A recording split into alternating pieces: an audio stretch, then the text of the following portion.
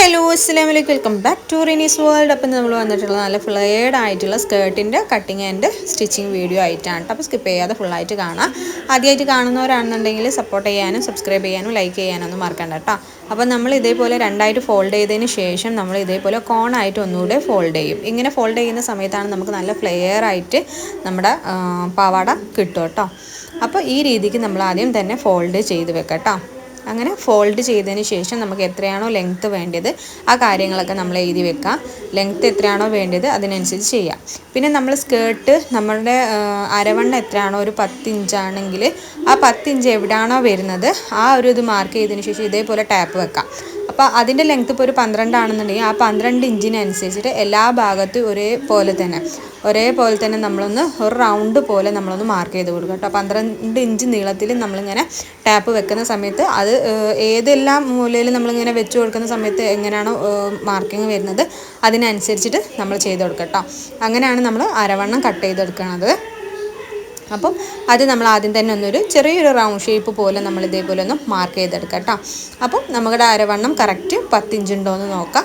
അപ്പോൾ 10 ഇഞ്ച് ഉണ്ടെങ്കിൽ അതിനനുസരിച്ച് ചെയ്തെടുക്കാം കേട്ടോ.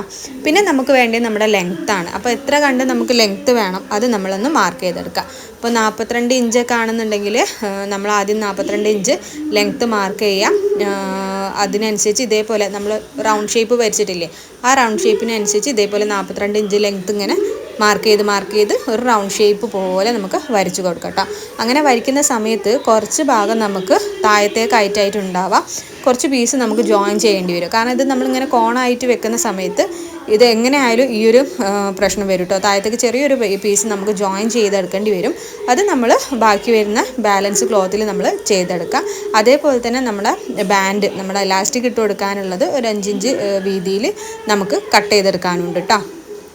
അപ്പോൾ ഇതേപോലെ ബാക്കി വരുന്ന പീസ് നമ്മൾ രണ്ടായിട്ട് ഫോൾഡ് ചെയ്തിട്ട് ആ ഒരു ഷേപ്പിനനുസരിച്ച് നമ്മൾ സ്കേർട്ടിൻ്റെ ആ ഭാഗം അവിടത്തേക്ക് വെച്ചിട്ട് അതിൻ്റെ കറക്റ്റ് എങ്ങനെയാണോ ഷേപ്പ് വരുന്നത് ആ ഷേപ്പിനനുസരിച്ച് നമ്മൾ മാർക്ക് ചെയ്യുക, എന്നിട്ട് കട്ട് ചെയ്തെടുക്കുക. അത് നമുക്കിതിലേക്ക് ജോയിൻ ചെയ്യാനുള്ളതാണ് കേട്ടോ. അപ്പോൾ അതും നമ്മൾ കട്ട് ചെയ്തെടുത്തിട്ടുണ്ട്.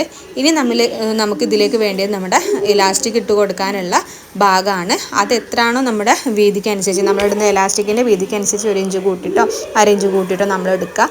അപ്പോൾ ഇലാസ്റ്റിക് ഇടുന്നത് എത്രയാണോ അതിനനുസരിച്ച് എടുക്കുക. പിന്നെ നമ്മൾ അരവണ്ണം എത്രയാണോ 40 ഇഞ്ചാണെന്നുണ്ടെങ്കിൽ അതിനനുസരിച്ച് നമ്മൾ ആ ബാൻഡ് കട്ട് ചെയ്തെടുക്കുക കേട്ടോ. ലെങ്ത്തും നീളത്തിലും അങ്ങനെ കട്ട് ചെയ്തെടുക്കാം. അപ്പോൾ 40 ആണെന്നുണ്ടെങ്കിൽ നമ്മളൊരു 20 ഇഞ്ച് നീളത്തിൽ രണ്ടായിട്ട് ഫോൾഡ് ചെയ്തതിന് ശേഷം 20 ഇഞ്ച് നീളത്തിൽ വേണം നമ്മൾ എടുക്കാൻ വേണ്ടിയിട്ട്. അപ്പോൾ ഇതിൻ്റെ ക്ലോത്ത് കുറച്ച് നീളമില്ലാത്ത ക്ലോത്ത് വീതി കുറച്ചായതിനെ കൊണ്ട് ഞാനിതിപ്പോൾ 10 ഇഞ്ചിൽ 10 ഇഞ്ച് 4 ഇഞ്ച് വീതിക്ക് ഇതേപോലെ കട്ട് ചെയ്തെടുക്കുന്നുണ്ട്. 4 ഇഞ്ചല്ല 5 ഇഞ്ച് വീതിക്കും 10 ഇഞ്ച് ലെങ്ത്തിലും മാർക്ക് ചെയ്ത് അങ്ങനത്തെ 4 എണ്ണം ഞാൻ കട്ട് ചെയ്തെടുക്കുന്നുണ്ട് കേട്ടോ.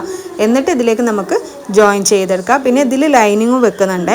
അപ്പോൾ ലൈനിങ് ഇതേപോലെ തന്നെ നമ്മൾ ലൈനിങ് ഇതിലേക്ക് തമ്മിൽ അറ്റാച്ച് ചെയ്ത് അത് സിമ്പിളാണ്. നമ്മൾ ആ ഒരു ഭാഗം വെച്ചിട്ട് അരവണ്ണത്തിൻ്റെ ആ ഭാഗം വെച്ചിട്ട് നമ്മളൊന്ന് സ്റ്റിച്ച് ചെയ്ത് കൊടുക്കുക. പിന്നെ ഇത് ഞാൻ പറഞ്ഞില്ലേ ജോയിൻ ചെയ്തിട്ട് നമ്മുടെ ആ ഒരു ഇലാസ്റ്റിക് ഇടാനുള്ള ഭാഗമാണ് അത് ഇതിലേക്ക് നമ്മൾ വെച്ച് കൊടുത്തിട്ട് സ്റ്റിച്ച് ചെയ്തെടുക്കാം കേട്ടോ. ഇതേപോലെ സ്റ്റിച്ച് ചെയ്യണേ.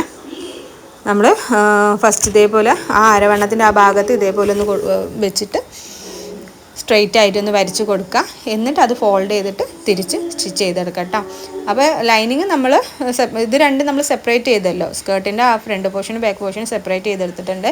അപ്പോൾ അതിൽ ഫസ്റ്റിൽ നമ്മൾ ലൈനിങ് അറ്റാച്ച് ചെയ്ത് ലൈനിങ് ഇതേപോലെ അതിൻ്റെ ആ അരവണ്ണത്തിനോട് ചേർന്നിട്ട് ഒന്ന് സ്റ്റിച്ച് ചെയ്തെടുത്തു. ബാക്കിയൊന്നും സ്റ്റിച്ച് ചെയ്യുന്നില്ല. ബാക്കി നമ്മൾ സ്കേർട്ട് കൂട്ടിയടിക്കുമ്പോൾ മുഴുവനായിട്ട് ജോയിൻ ചെയ്യാമെന്ന് വിചാരിച്ചു കേട്ടോ.